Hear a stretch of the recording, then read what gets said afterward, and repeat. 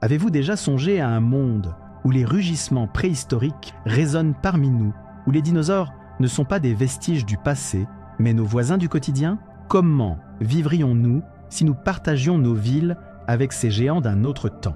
Aujourd'hui, nous vous embarquons dans une réalité fascinante et mystérieuse.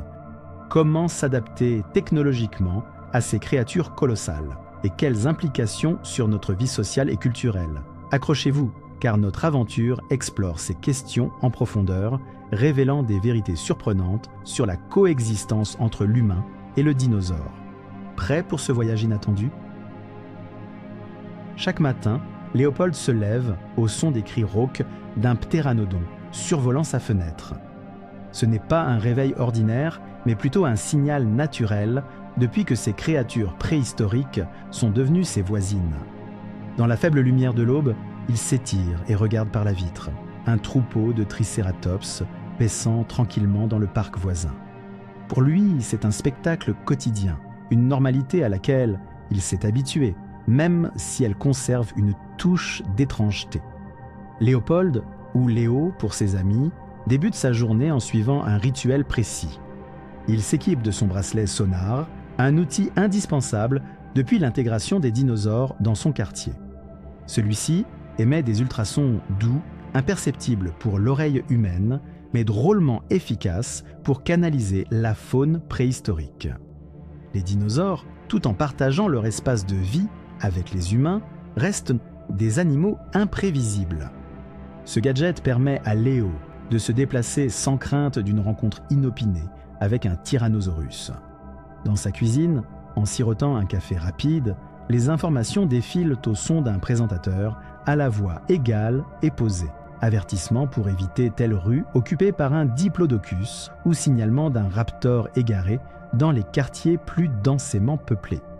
Ces consignes font partie intégrante de la vie moderne dans cette réalité singulière.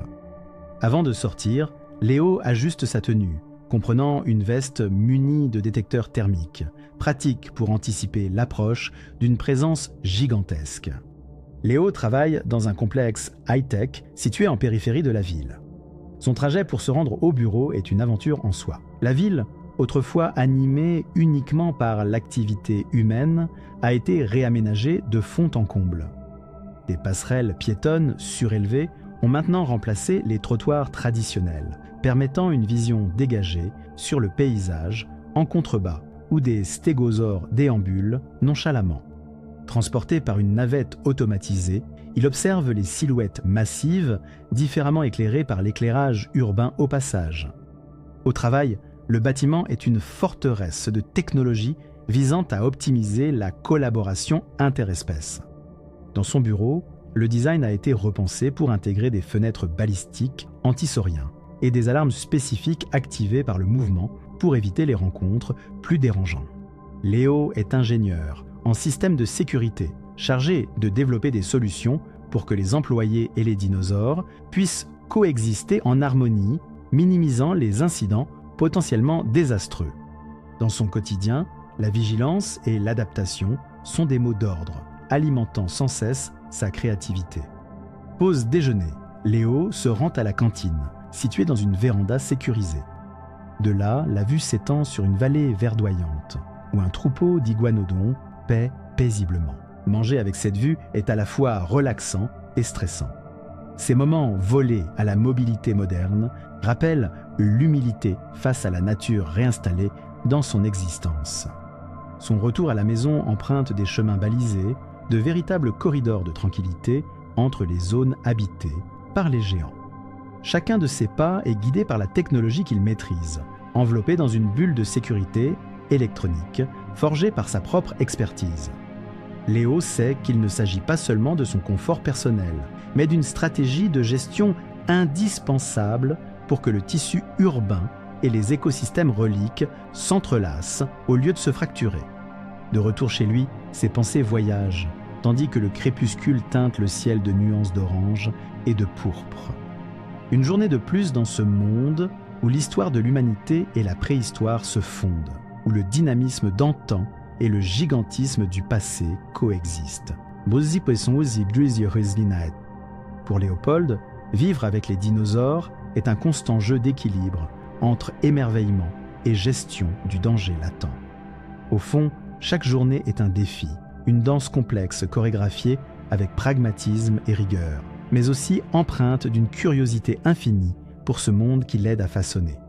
Dans ce monde fascinant, où les humains partagent leur quotidien avec des créatures préhistoriques, la technologie joue un rôle central.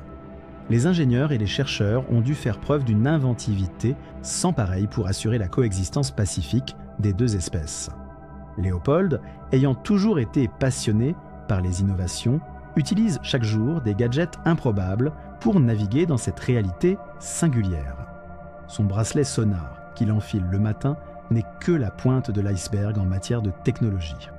On trouve aussi des drones de surveillance, survolent les zones dangereuses pour alerter les résidents en cas d'incursion inattendue de prédateurs. Dans les centres-villes, des barrières protectrices, électrisées et invisibles, se dressent subtilement entre les espaces humains et les habitats des dinosaures, prévenant toute rencontre non souhaitée. Mais comment la société gère-t-elle réellement ces colosses du passé ?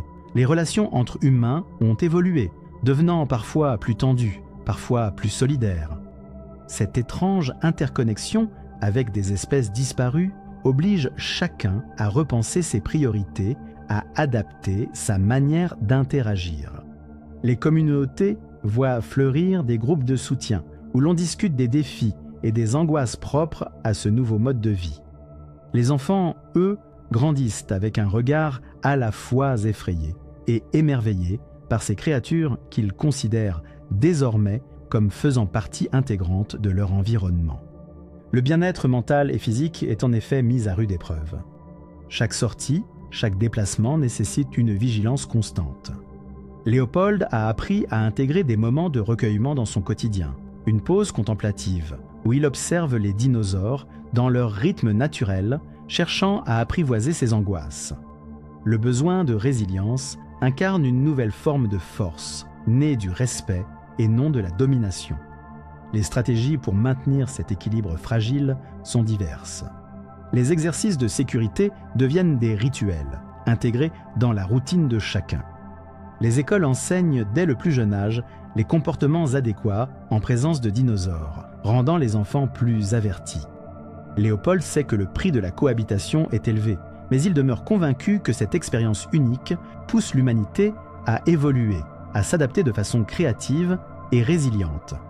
Ainsi, la technologie, les relations humaines et la quête de bien-être ne se contentent pas de redéfinir le présent, mais sculptent aussi l'avenir de cette société où le passé et le présent s'entrelacent de manière tangible et inédite. Dans ce monde où dinosaures et humains coexistent, les impacts sociaux et culturels ne se font pas attendre.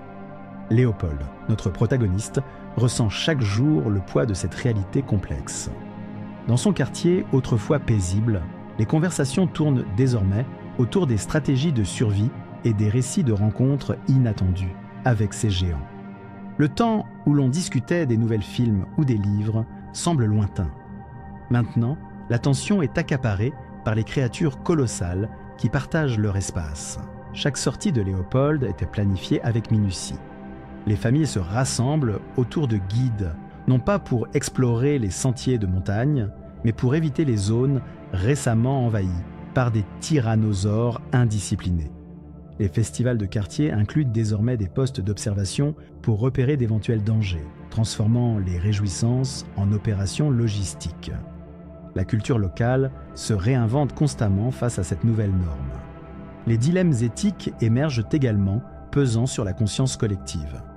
Léopold se retrouve souvent à se questionner sur sa propre moralité.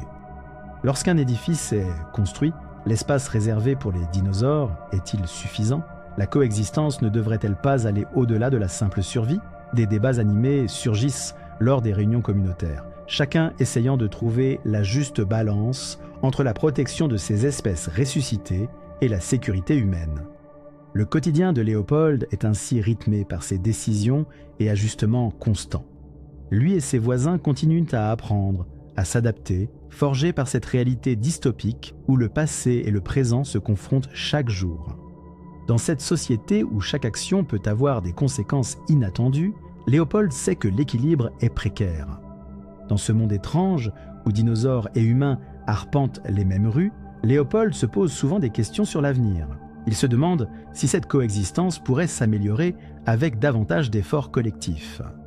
Chaque jour, en observant les ptéranodons traverser le ciel à l'aube, Léo s'interroge sur la façon dont ils pourront aménager les villes pour une meilleure harmonie interespèces. Un projet germe dans son esprit, construire des refuges sécurisés, à la fois pour les citadins et les créatures préhistoriques. En pensant à l'avenir, il imagine un monde où les barrières ne séparent en hommes plus, mais protègent. Un environnement où les enfants joueraient en toute sécurité, fascinés par ces créatures géantes qui deviendraient des compagnons d'apprentissage et non des menaces. Un jour, il espère voir des parcs éducatifs où les humains et les dinosaures interagiraient de manière sécurisée, apprenant les uns des autres. Les réflexions de Léopold sont souvent teintées de la réalité actuelle, avec ses dangers et ses défis quotidiens. Pourtant, il nourrit l'espoir que, grâce à la technologie et la collaboration, un avenir plus serein soit possible. Léopold n'aspire pas à un retour à la normale, mais à une nouvelle normalité où l'adaptation collective mène à un monde plus équilibré et enrichissant. Et avec cet espoir, il continue à avancer jour après jour, convaincu que chaque petit pas compte. Au crépuscule, le quotidien de Léopold se poursuit, illuminant la route d'un futur incertain. Chaque observation avec les dinosaures se transforme en un appel silencieux pour davantage de compréhension mutuelle. À chaque pas, l'inconnu nourrit son désir d'abattre les murailles invisibles de peur, dotant sa société d'une nouvelle norme empreinte de cohabitation. Son histoire inspire, poussant quiconque, où qu'il soit, à se pencher sur les relations interespèces, rêvant de lendemains harmonieux où présent et passé convergent.